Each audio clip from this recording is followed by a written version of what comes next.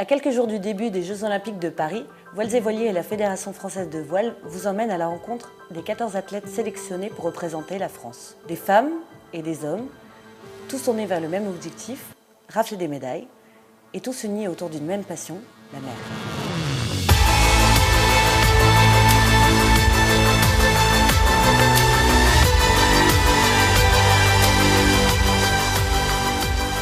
Bonjour Nicolas. Bonjour. Cette préparation olympique, tu l'as débutée avec ton frère, avec qui tu vis, avec qui vous avez vécu beaucoup de choses ensemble. Ça a été difficile à ce niveau-là de préparer tous les deux une préparation olympique et surtout à vouloir avoir tous les deux le même objectif. Ça a été à la fois simple et compliqué. Simple d'une part parce qu'on était raccord sur les plannings, sur ce qu'on allait faire, ça allait dans le même sens, ça fonctionnait bien. Compliqué parce qu'à un moment on passe notre vie ensemble, à la fois à la maison, en déplacement, en compète, donc dans des situations à risque, aussi dans le boulot qu'on fait aussi en parallèle avec Fantôme. Donc tout ça en parallèle, ça crée du temps, de l'énergie, et on fait beaucoup de choses ensemble, donc forcément ça crée des sources de friction potentielles.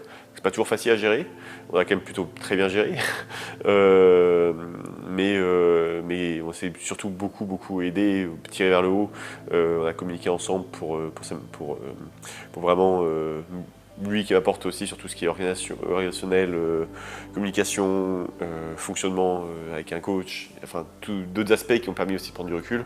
Et de la même façon, même si on est frères, on est quand même assez différents sur d'autres points. J'ai aussi apporté une technique, des points techniques, des points d'analyse sur le foil. Il n'a pas été simple aussi non plus pour Thomas, c'est le fait qu'il soit arrivé assez tardivement dans la sélection en 2021 et qu'il a fallu qu'il prenne ses 15-20 kilos en assez peu de temps. Donc du coup ça a été pas facile pour lui, ça lui a pris l'énergie et c'est d'ailleurs pour ça que maintenant il a besoin d'un peu de repos, se recentrer sur lui pour redémarrer derrière encore plus fort. Tu as été très vite leader de la discipline et jusqu'à ce que tu sois un peu rattrapé par ceux qui avaient du retard et qui finalement un peu rattrapé ce retard. Qu'est-ce que quel était ton avantage sur les autres, tu penses? Alors au début de la discipline, clairement j'avais un avantage qui était énorme parce que j'avais fait du foil depuis bien plus longtemps, j'ai poussé la chose. Et d'ailleurs parmi le top 5 mondial actuellement, on est quand même un certain nombre à avoir commencé le foil tôt. Pour autant, je pense que ce qui n'est pas simple, c'est que la discipline évolue vite, parce que c'est une discipline nouvelle, donc il y a des évolutions dans la flotte, des points, des personnes qui vont trouver quelque chose qui va tirer la flotte dans un sens ou dans un autre au niveau tactique, stratégie, compromis de cap vitesse au départ. Donc tout ça, il faut s'adapter, il faut jamais trop rester figé sur ses acquis et toujours les remettre en question parce que forcément, il y a quelqu'un qui va avoir un point fort en plus, qui va passer un cap, après il va falloir recompenser ou trouver le point fort suivant. Et il faut toujours être déjà à l'écoute et attentif à ce qui va se passer autour pour être capable d'évoluer et passer des caps rapidement et surtout il faut être très évolutif.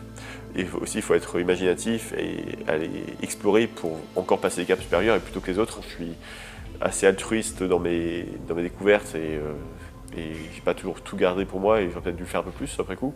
Mais bon au final peut-être que je me serais pas aussi bien senti si je l'ai pas fait, peut-être que dans l'ensemble peut-être que j'aurais peut-être moins de retour aussi d'autres personnes et c'est dur de réfléchir comme ça mais au final c'est le monde olympique qui est pas toujours simple à vivre avec beaucoup de contraintes et clairement il y a des compromis à faire qui sont durs à choisir et on sait jamais ce qui serait passé dans notre monde donc j'en suis et c'est top. Tu as l'impression que cette préparation olympique, ça a représenté beaucoup de sacrifices pour toi et est-ce que tu te doutais un peu, est-ce que tu avais déjà envisagé quel engagement ce serait de s'engager sur une préparation olympique? Je pense qu'on n'est jamais vraiment prêt à savoir ce qu'on va affronter, ce qu'on va avoir en face. On est jamais vraiment prêt en fait, à savoir ce qu'on va découvrir de nous-mêmes. Donc en un sens oui, parce que je me doutais que ça allait être s'engager à 100% et faire les choses. Et en un sens non, parce que on en découvre tous les jours. Donc je pense que, comme l'a dit JB, j'ai parlé avec JB la dernière fois, c'est sa 5e prépa olympique. Et chaque prépa olympique était différente. Et je pense qu'il n'y a pas une seule façon de vivre une prépa olympique. Il y a plus qu'il n'y a d'athlètes. Donc c'est complexe.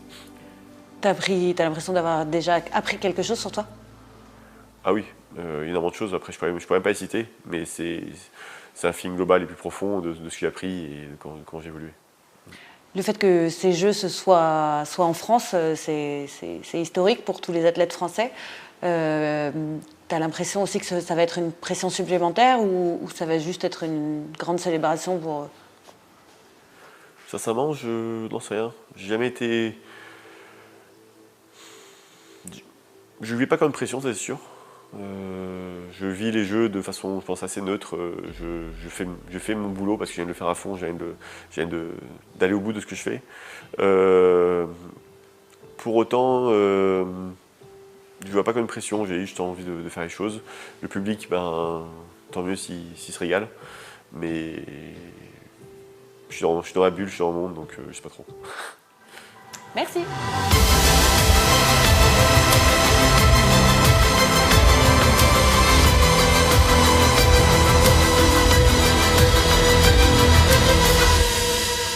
Rendez-vous à Marseille du 28 juillet au 8 août pour suivre l'équipe de France.